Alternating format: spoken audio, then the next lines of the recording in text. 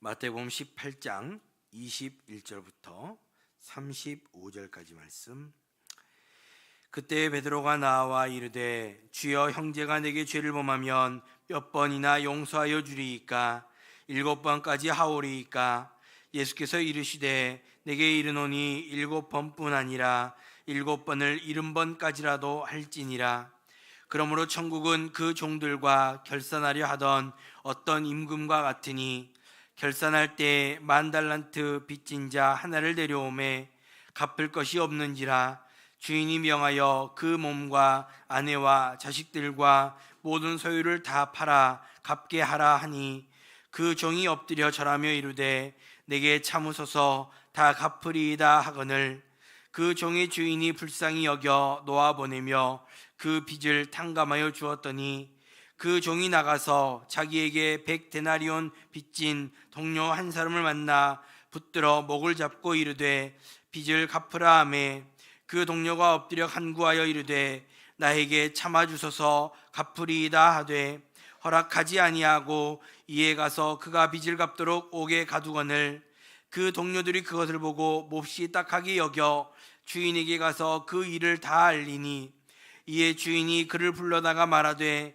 악한 종아, 내가 빌기에 내가 내 빚을 전부 탕감하여 주었거늘 내가 너를 불쌍히 여김과 같이 너도 내 동료를 불쌍히 여김이 마땅하지 아니하냐 하고, 주인이 노하여 그 빚을 다 갚도록 그를 옥졸들에게 넘기니라.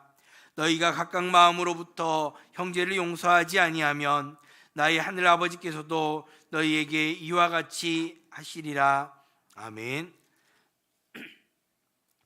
오늘 본문의 시작은 베드로가 용서에 대해서 묻고 있는 것으로 시작을 합니다. 예수님은 하늘나라 지자들이 용서에 대해 어떤 이해를 가져야 하는가, 이것을 용서할 줄 모르는 종의 비유를 들어 설명해 주십니다. 용서하지 못하는 종의 이야기를 통해 지자들이 경험한 측량할 수 없는 그 하나님의 자비와 용서가 형제를 향한 용서의 근거다라는 것을 보여주고 계시는 것입니다. 오늘 이 말씀 안에서 우리는 지자로서 마땅한 용서의 삶이 어떤 것인가를 깨닫고 또 그것을 실천하며 살아갈 수 있는 우리 모두가 될 수 있기를 주님의 이름으로 축복합니다. 먼저 함께 읽은 21절 말씀 다시 한번 보시면, 그때 베드로가 나와 이르되 주의 형제가 내게 죄를 범하면 몇 번이나 용서하여 주리이까? 7번까지 하오리이까? 라고 말씀하고 있습니다. 여기서 베드로가 나와 질문을 한 것으로 나타나고 있는데, 이것은 앞에서와 마찬가지로 베드로는 지자들을 대표하는 것으로 베드로 개인적인 궁금함이 아니라 지자들의 대부분의 궁금함이었음을 보여주는 것입니다. 이번에 그들의 궁금증은 용서에 관한 것이었습니다.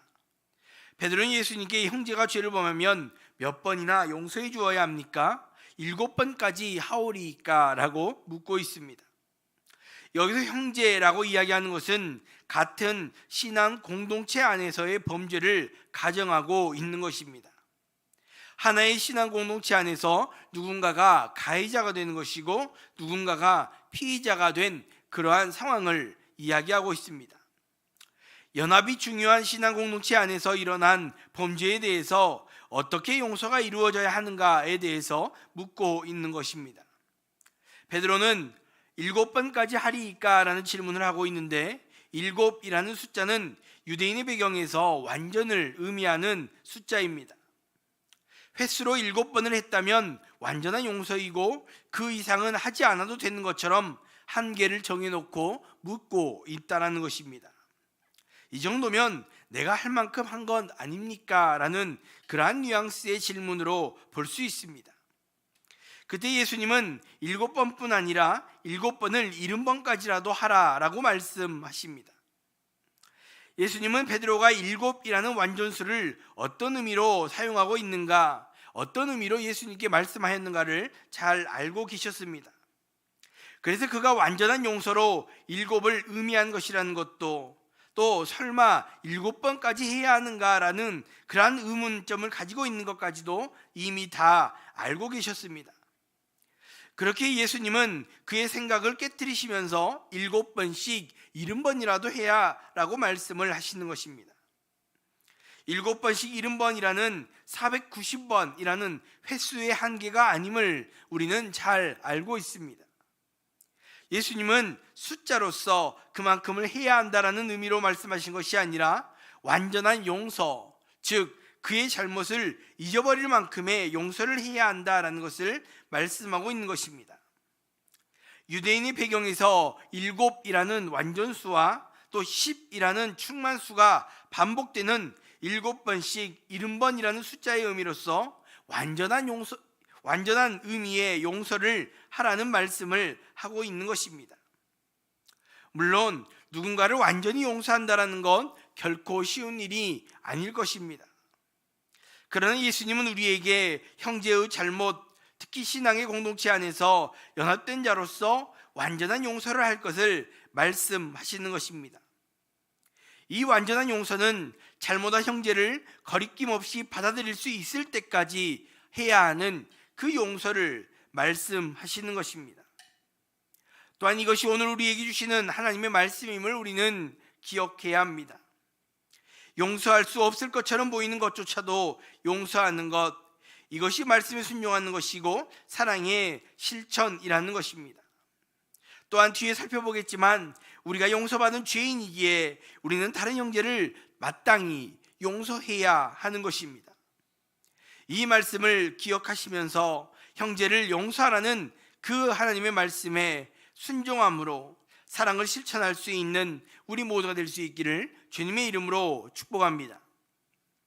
계속해서 23절 이후에 기록된 비유의 말씀은 우리가 왜 형제를 용서해야 하는가를 대해서 잘 보여주는 말씀입니다. 예수님은 7번씩 70번 용서하는 것이 완전한 용서가 어떤 것인가를 비유를 통해서 가르쳐 주시는 것이지요. 어떤 임금이 1만 달란트 빚진 자를 데리고 와서 그 빚을 갚으라 할 때 갚을 것이 없어 아내와 자식과 소유를 다 팔아 갚으라고 명령을 하고 있습니다. 그가 할 수 있는 모든 것, 그가 소유하는 모든 것을 다 팔아서 최선의 방법을 다해서 빚을 갚으라는 것이지요. 그러나 1만 달란트라는 엄청난 금액을 갚을 수 있는 방법은 없었습니다.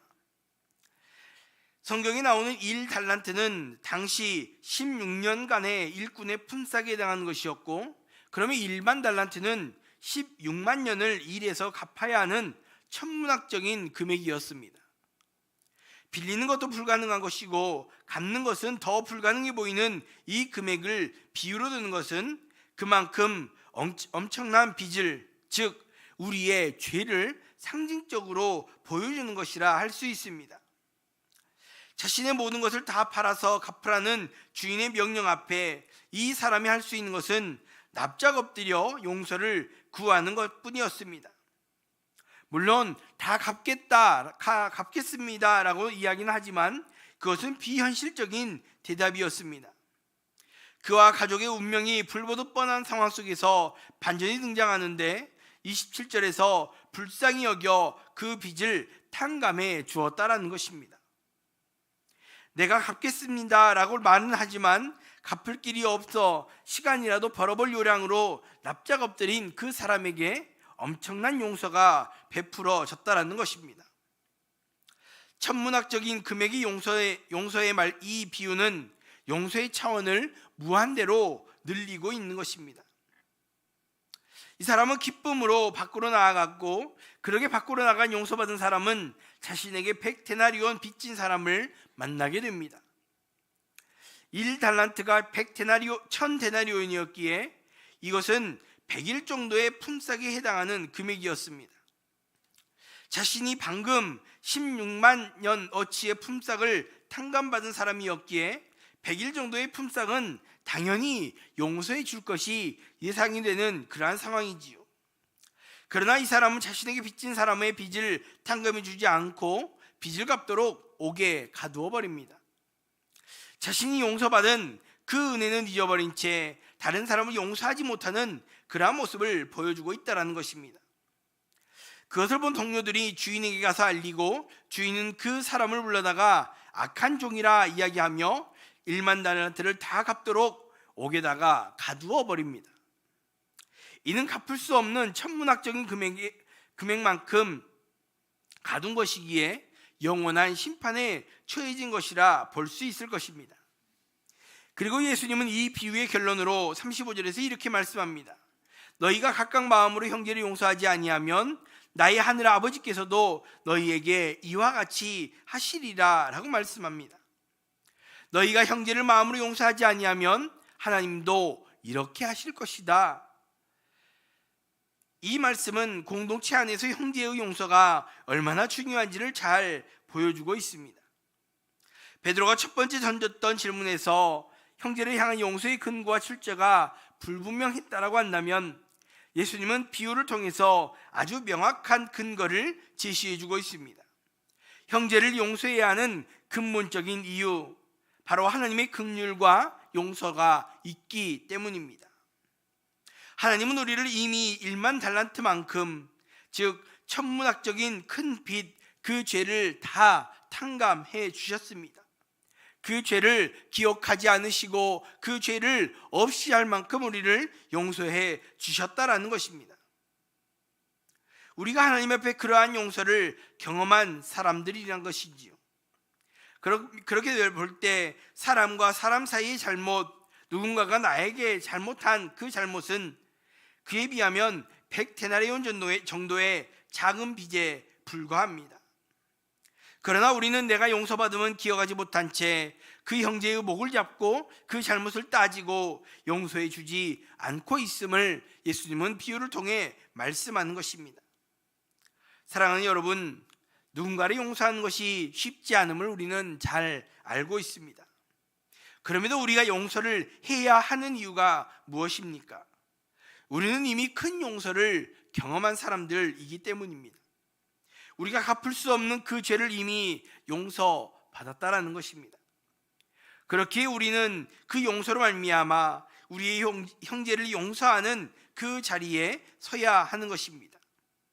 그 잘못이 얼마만큼이든지, 그가 끼친 손해가 어떠하든지 상관없이 제자들은 갚을 길 없는 큰 은혜와 용서를 입은 자로서 용서의 자리로 나아가야 하는 것입니다. 우리 모두가 그렇게 하나님의 용서를 받은 자로서 용서의 자리에 설 수 있는 복된 성도들이 다 될 수 있기를 주님의 이름으로 축복합니다. 기도하겠습니다. 먼저 말씀 생각하시면서 함께 기도할 수 있길 바랍니다. 형제를 용서하라는 하나님의 말씀, 7번씩 70번이라도 용서하라는 그 말씀, 물론 쉽지 않은 용서이지만 그 말씀에 순종함으로, 용서함으로 사랑을 실천하며 살아갈 수 있는 그러한 우리 모두가 될 수 있게 해달라고 기도할 수 있기 바랍니다.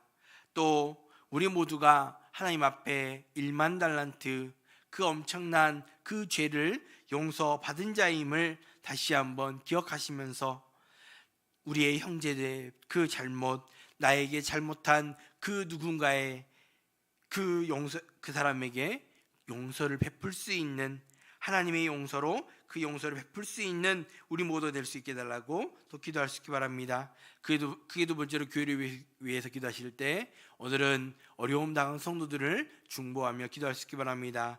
특별히 육신의 질병 가운데, 육신의 연약함 가운데 고통하며 신음한 성도들을 주님 붙들어 주시고 회복시켜 주시고 함께 나와 예배할 수 있는 은혜를 허락해 달라고 기도할 수 있기 바랍니다. 또 마음의 문제로, 물질의 문제로, 가정의 문제로 말할 수 없는 애매한 고통 가운데 신음하는 그 성도들의 모든 어려움들을 주님께서 간섭해 달라고 또 함께 기도할 수 있기 바랍니다. 함께 기도하겠습니다. 사랑과 은혜가 풍성하신 하나님, 오늘도 우리들에게 은혜를 주시고 주 앞에 나와 말씀을 드리며 기도하며 하나님 앞에 하루를 시작할 수 있도록 은혜를 주신 하나님 감사합니다. 특별히 우리에게 용서하라고 말씀하시는 그 하나님의 말씀을 귀 기울이게 하시고 정말 그 말씀에 순종함으로 사랑을 실천하며 살아갈 수 있는 우리 모두의 삶이 될 수 있도록 하나님이여 함께하여 주시옵소서. 특별히 우리 모두가 그렇게 하나님의 용서를 받은 자임을 기억하게 하시고 아버지, 우리가 하나님 앞에 1만 달란트를 그 탕감받은 자임을 기억하고 아버지, 누군가 나에게 잘못하는 그 100데나리온의 잘못을 저질렀을지라도 아버지, 하나님의 용서로 우리가 그들을 용서하며 아버지 연합된 신앙 공동체로 나아갈 수 있는 우리 모두가 될 수 있도록 하나님 우리를 붙들어 주시옵소서. 그래서 하나님께 받은 그 용서를 기억함으로 우리가 그렇게 기쁨 가운데 용서를 베풀며 살아갈 수 있는 귀한 신앙 공동체로 세워져 갈 수 있도록 우리 모두를 붙들어 주시고 인도하여 주시옵소서. 사랑의 하나님, 또 우리 동산교회 가운데 연약한 성도들을 위해 중보하게 하신 하나님 감사합니다. 특별히 육신의 질병 가운데 육신의 약함 가운데 고통하며 신음하는 성도들이 있습니다. 아버지, 사람이 어찌할 수 없는 그 육신의 문제들을 주님 앞에 맡기게 하시고 주님께서 만져주심으로 말미암아 이전보다 더 강건한 모습으로 주 앞에 나와 마음껏 예배하며 찬양할 수 있는 귀한 성도들이 다 될 수 있도록 하나님이여 함께하여 주시옵소서. 그런 말미암아 주 앞에 나와 마음껏 예배하며 마음껏 주님을 섬길 수 있는 귀한 성도들 다 될 수 있도록 함께해 주시고, 또 가정의 문제로, 물질의 문제로, 마음의 문제로, 또 말할 수 없는 애매한 고통 가운데 신음하는 성도들이 있습니다. 아버지, 그 모든 어려움들을 하나하나 주님 앞에 아뢰게 하시며 아버지, 주님께 아뢰을 때 주님께서 간섭하여 주시고 아버지, 가장 선한 것으로 이끌어 주시는 그 하나님의 은혜를 맛보며 그 응답을 경험하는 귀한 성도들이 다 될 수 있도록 하나님이여 함께하여 주시옵소서. 또 사랑의 주님, 주 앞에 나와 기도하는 성도들을 주님 붙들어 주시고 아버지, 그 기도의 제목들 하나하나 기억하여 주시고 아버지, 가장 좋은 것으로 응답하시는 그 하나님의 은혜를 경험하는 복된 날이 될 수 있도록 함께 하시고 나오며 거룩하신 예수님의 이름으로 기도합니다. 아멘.